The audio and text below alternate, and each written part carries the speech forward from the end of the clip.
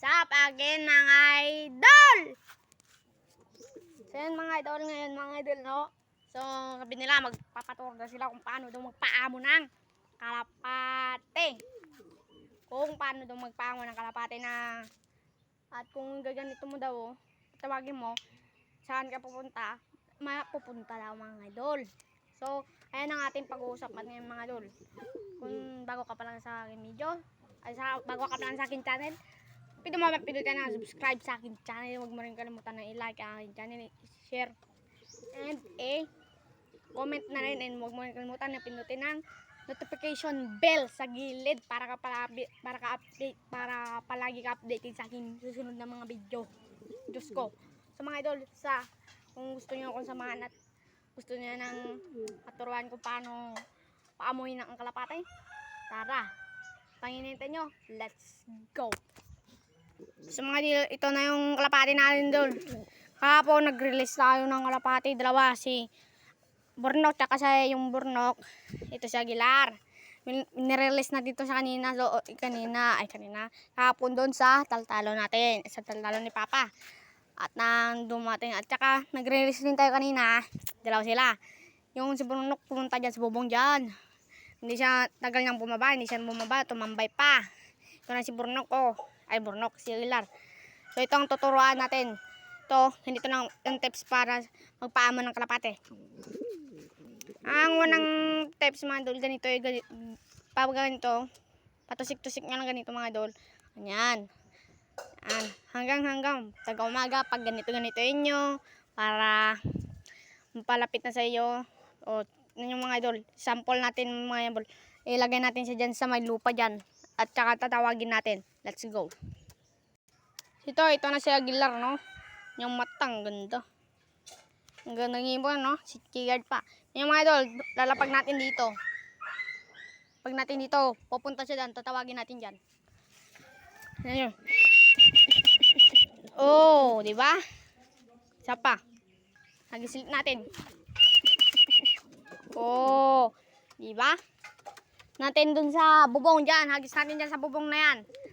Tingnan natin kung pupunta dito. Let's go. Ay. Yan siya. Oh, di ba? Umamo siya. Noon na magpamaw, doon na hagis natin doon. Hindi siya pumunta doon sa may bubong kanina. Hagis ulit natin yung walapate natin dyan. Yun siya. Yun siya. Oh, di ba? Banang aman na. Ano? Yan na magpaamo ng kalapate. Yun. Yan na magpaamo ng kalapate natin. Ito. Burnok. Isa pa. Yan natin dito.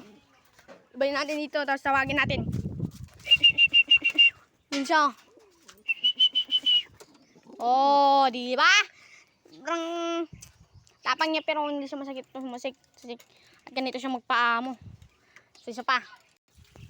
Lagi sa atin si Aguilar. Ayun na siya. Yun. Oh, di ba? Matalino na dito natin siya. Ikukuha na ulit natin. Oh, di ba nga idol? Yun. Ito, doon tayo sa breeder natin. Update muna tayo sa breeder natin. Dalawang maitlog na sin dalawa. Let's go. So mga idol, ito yung ginawa nating landing board.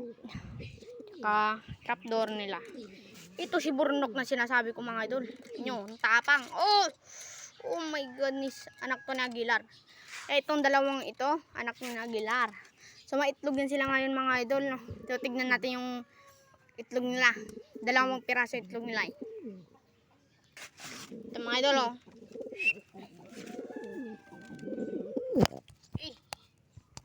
Ayun, dalawang piraso mga idol.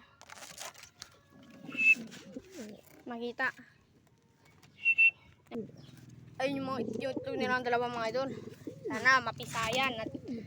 At kung mapisayan mga idol, comment below kung ano maganda ipangalan sa dalawang inakay natin kung mapisayan mga idol na.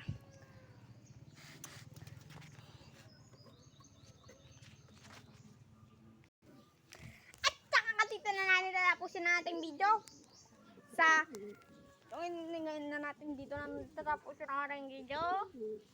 Salamat sa mga panonood niyo. Sa suportan niyo. Sana suportan niyo ako. Na magdami yung subscriber ko. Sa mga idol hanggang dito na ating video. Pero huwag niyo kalimutan mag-subscribe sa aking channel. Huwag niyo kalimutan na mag-like sa aking channel. At huwag niyo kalimutan na mag-share and comment sa baba.